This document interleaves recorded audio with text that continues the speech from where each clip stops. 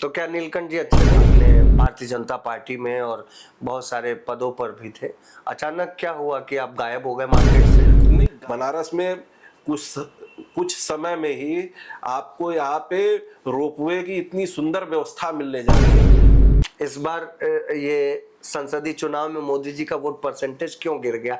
एक कार्यकर्ता के हैसियत से बताइए, अगर अरुण सोनी को मौका मिलेगा भाजपा के खिलाफ चुनाव लड़ने का तो लड़ेंगे क्या?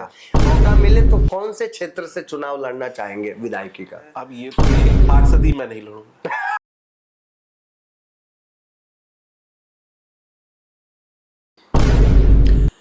नमस्कार, मैं हूं दमदार बनारसी और मेरे साथ हैं अरुण सोनी जी। युवा उद्यमी हैं और समाज सेवी हैं, विभिन्न संस्थाओं से जुड़े हुए हैं। मेरा ख्याल है आप उतने युवा तो नहीं लगते जितने आप कह रहे हैं। नमस्ते। देश में युवाओं की पहचान जो है इस समय लोग राहुल गांधी जी से, अखिलेश यादव जी से जोड़ के करते हैं। अच्छा, तो युवा का मतलब ये नहीं होता है कि 50 पार को हम युवा मान। मतलब अभी आप कहना चाहते हैं आपकी उम्र ही क्या है? राहुल जी से थोड़ी सी कम और अखिलेश जी से थोड़ी सी ज्यादा? नहीं नहीं, मेरी उम्र तो राहुल जी से और अखिलेश जी से उतनी भी नहीं होगी कि मैं उनके बराबरी पे जा सकूं। मैं तो आधा से थोड़ा सा ज्यादा हूँ। मतलब ये नेता टाइप की बात कर रहे हैं आप?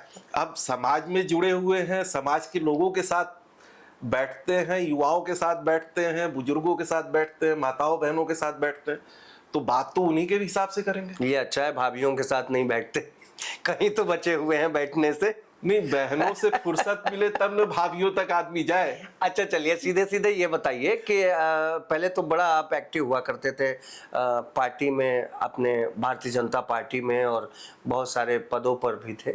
अचानक क्या हुआ कि आप गायब हो गए मार्केट से? नहीं, गायब नहीं हो गया। भारतीय जनता पार्टी की एक व्यक्तिगत नीति होती है। भारतीय जनता पार्टी एक खुले विचारधारा की पार्टी। भारतीय जनता पार्टी को पता है कि किस कार्यकर्ता को किस समय और किस जगह पे लगाना है।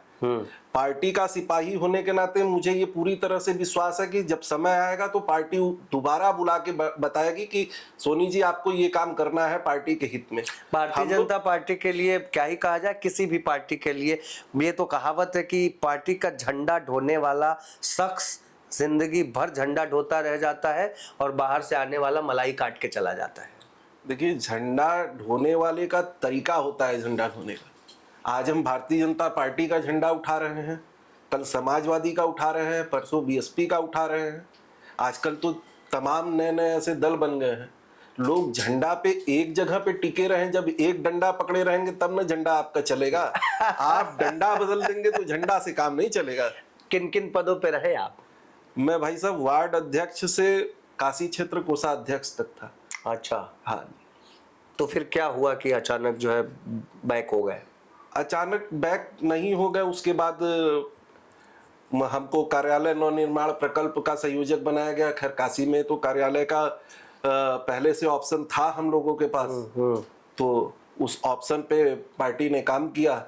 फिर पार्टी को नहीं समझ में आया कि अभी इनको कुछ आगे बढ़ाने की आवश्यकता है, तो पार्टी ने स्टॉप किया हुआ है। फिर पार्टी को समझ में आएगी, फिर पार्टी वापस बुला लेगी। ये तो हमारे परिवार है ना। परिवार में कब किसका क्या जरूरत पड़ता है ये तो वहां का मुखिया तय करता है। हमारे पिताजी घर की चीजों में तय करते हैं कि किसको गाड़ी लाना है और किसको राशन लाना है। ये कोई फिक्स थोड़ी इंडिविजुअल चीज थोड़ी ना है कि एक ही आदमी गाड़ी लाएगा और एक ही आदमी राशन लाएगा। क्या अभी क्या पोजीशन है आपकी? अभी भाई साहब मैं विभिन्न संस्थाओं से जुड़ा हुआ हूँ। छोटे छोटे स्लम एरियाओं में काम कर रहे हैं हम लोग।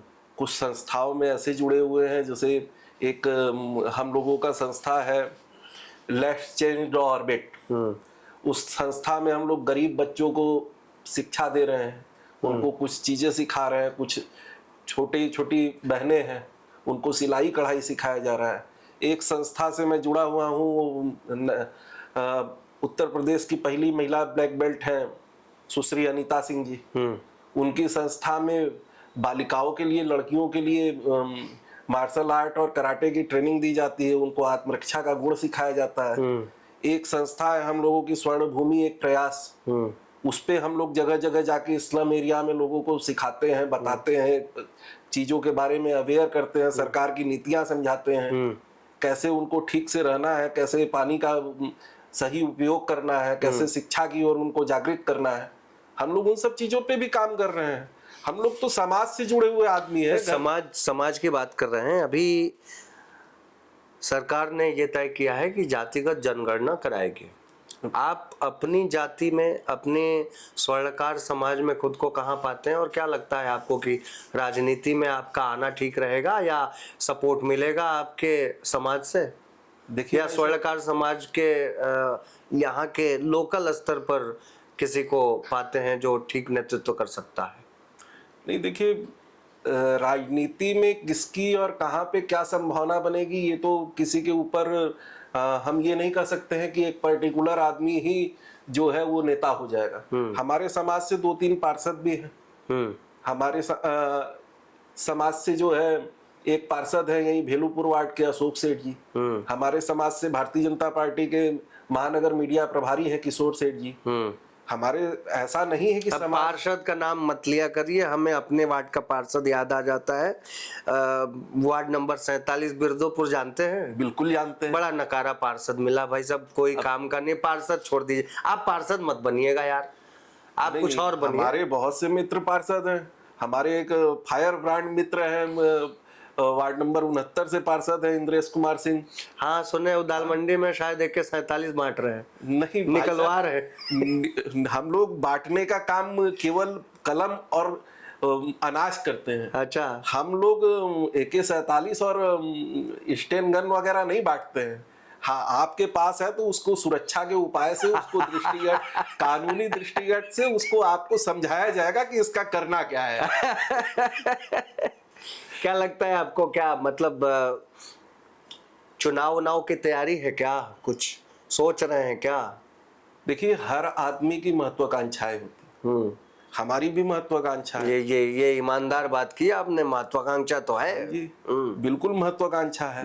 अगर हम अपना परिवार छोड़ के और पूरे महानगर को अपना परिवार मान के काम कर रहे हैं, तो हम भी एक बार उम्मीद करेंगे कि जैसे घर में हम जाते हैं, अपने परिवार के लिए काम करते हैं, घर पे जाने के बाद हमको पानी मिलता है, खाना मिलता है, लोग पूछते हैं कि दिन भर क्या किए, कोई पैर दबाता है, कोई हाथ दबाता है, तो हम चाहेंगे कि एक बार जो है हमको भी, जो हमारा महानगर है, जिस जनता की सेवा हम लोग कर रहे हैं, वो अगर उसको उचित लगेगा और पार्टी का निर्देश होगा तो जरूर आदमी आगे बढ़ेगा, क्यों नहीं जाएगा। ठीक बात है। मुझे नहीं लगता कि अभी तो 8 विधानसभा है, 8 में से कोई स्वर्णकार समाज से तो नहीं है।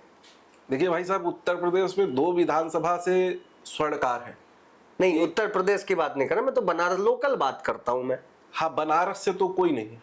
बनारस से कोई नहीं जी, तो उसमें आप अपना फ्यूचर तलाशने की कोशिश में हैं शायद। मैं ऐसा तो नहीं कह सकता। मतलब हमारे 8 विधानसभा, देखिए अभी आपने ईमानदारी नहीं अभी आपने ईमानदारी की बात कही है कि लोगों की महत्वाकांक्षा होती है। लोग कहते हैं कि नहीं भाई, जो पार्टी चाहे, जो पार्टी मन में भले रहे, लेकिन आपने ये बात खुल के कही है और बेबाकी से कही है। इस बात का मैं बड़ा मतलब सम्मान करता हूँ, इस भावना का। तो मतलब संभावना तलाश रहे हैं आप, मैं ये समझूं। संभावना का काम तलाशने का हमारा काम नहीं होता है। संभावना का काम तलाशने का पार्टी नेतृत्व का है। अच्छा, पार्टी नेतृत्व को लगेगा कि फला जगह से फलाने आदमी को बैठा के, जैसे हमारे यहाँ 7 बार के विधायक थे श्यामदेव राय चौधरी दादा, अब तो स्वर्गीय हो गए। हाँ, उनको पार्टी ने बैठा के डॉक्टर नीलकंठ तिवारी जी को कमान थमाई शहर दक्षिणी। तो क्या नीलकंठ जी अच्छे नहीं है? इतनी अच्छी तरीके से भाई साहब वो दक्षिणी में काम कर रहे हैं। अच्छा, और केवल मैं उन्हीं की तारीफ क्यों करूं, हमारे पार्टी के 8 विधायक और 8 काम कर रहे हैं बहुत अच्छी तरीके से। तो ये तो आप पार्टी के हैं तो अपने पार्टी का पक्ष तो लेंगे ही। तो हर कार्यकर्ता अपने पार्टी की तारीफ में बोलता है। मैं तो पार्टी के साथ साथ सामाजिक कार्यकर्ता भी हूँ ना। तो नहीं, तो आप जगह जगह जा रहा हूँ। आप कार्यकर्ता है, इसीलिए तो आप अपनी पार्टी की तारीफ कर रहे हैं। हम तो भाई ये तो मानना चाहिए, कोई कार्यकर्ता अपनी पार्टी को गाली देता है? मैं तो केवल पार्टी कार्यकर्ता के अलावा मैं समाज संगठनों से भी तो जुड़ा हुआ हूँ भाई साहब। हम लोग दुर्गा पूजा भी कराते हैं, हम लोग छात्र राजनीति में भी थे, हम लोग चुनाव भी लड़ाते थे, हम लोग जो है लोगों के घर तक बिटिया का शादी तक कराने गए हुए हैं। तो यहाँ तो हम लोग जमीन के स्तर से देख के बता रहे हैं ना कि कौन सा विधायक कहाँ पे काम करता है, कहाँ पे नहीं करता है। कहाँ नहीं करता है, जरा बताइए। हमारे बनारस में तो कोई ऐसा नहीं है जो काम करता हो। जो सारे के सारे काम करते हैं। मतलब सारे विधायक काम करते सारे हैं। विधायक तो इसका मतलब है कि कहीं किसी भी विधानसभा का कोई सीट बदलने वाला नहीं है। अब ये पार्टी नेतृत्व को तय करना भाई जब है। काम कर रहा है तो सीट नहीं बदलेगी। बिल्कुल पार्टी तो फिर जब नेतृत्व तय करता है, फिर आप पार्टी- अपनी संभावना कहाँ तलाशेंगे? पार्टी नेतृत्व तय करता है। संभावना मैंने पहले भी कहा है कि वो पार्टी का कोर कमेटी तय करता है कि किसको चुनाव लड़ाना है, किसको चुनाव नहीं लड़ाना है। दूसरी चीज ये होती है कि जब आदमी बच्चा होता है, वो किसी विद्यालय में जाता है या किसी शिक्षण संस्थान में जाता है, तो वो चीजों को सीखने के बाद परीक्षा देने का अधिकार रखता है। बड़ा हल्ला सुना था मैंने, चूंकि मेरे पास इसका प्रमाण नहीं है तो मैं ये बड़ा उसके साथ नहीं कह रहा हूँ, लेकिन मैंने बहुत शोर ये इस बात का सुना कि मायावती 1 करोड़ रुपया लेकर के विधायकी का टिकट बांट रही हैं। सरकारें बदली, योगी जी की सरकार है, ईमानदार सरकार है, लेकिन इधर बीच भी सुनने को आया कि करोड़ों रुपए लेकर के टिकट बांटे जा रहे हैं। मुझे नहीं पता, लोग कहते हैं ऐसा, आम बोलचाल की भाषा में मैं बता भी नहीं पाऊंगा क्योंकि सब कहते हैं तो चले जाते हैं, किसी का मुझे नाम पता और वो तो याद नहीं है भैया। आपको क्या लगता है, सच में ऐसा है क्या? पैसा वैसा लेके टिकट मिलता है? बिल्कुल हम कह सकते हैं कि बहन जी पहले लेती थी तो अब भी लेती। बहन जी नहीं, वो योगी जी की सरकार में बताइए। नहीं, योगी जी की सरकार, देखिए उत्तर प्रदेश बीजेपी में नहीं, भाई साहब, मैं मुझे ये बताइए, ये स्पष्ट नहीं, आपको स्पष्ट बोलना है। बीजेपी, आपको क्या लगता है बीजेपी में पैसे वैसे लेकर के टिकट मिल सकता है? भाई साहब, हम लोग उस पार्टी, उस संस्था के सदस्य हैं जहां पे हम लोग 20 रुपए दे के खीर का प्रोग्राम बनाते हैं। समझे? हम लोग सारा कुछ सामूहिक रूप से करते हैं।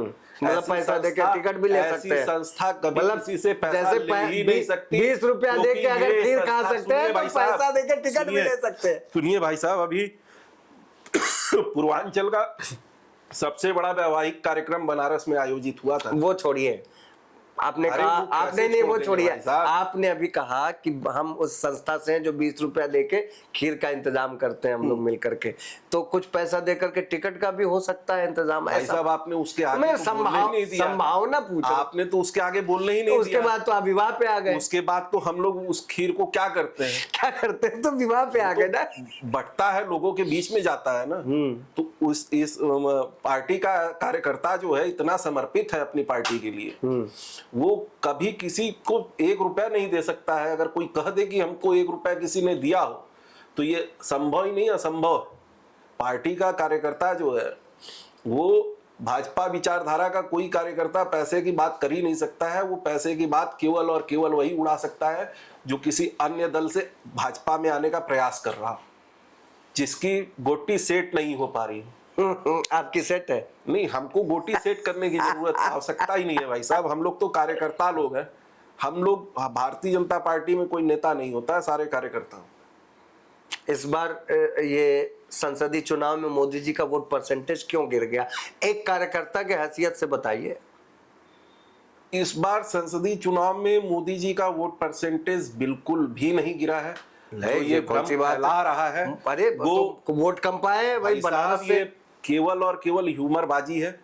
लोगों को बरगलाया जा रहा है कि इस बार मोदी जी की वोट कम मिला ना, अगली बार तू लोग वोट मत दिया, नहीं तो मोदी जी जी जयंत बनारस का कुछ न हो। बनारस को देख लीजिए वास्तव में मोदी जी ने क्या कर दिया है।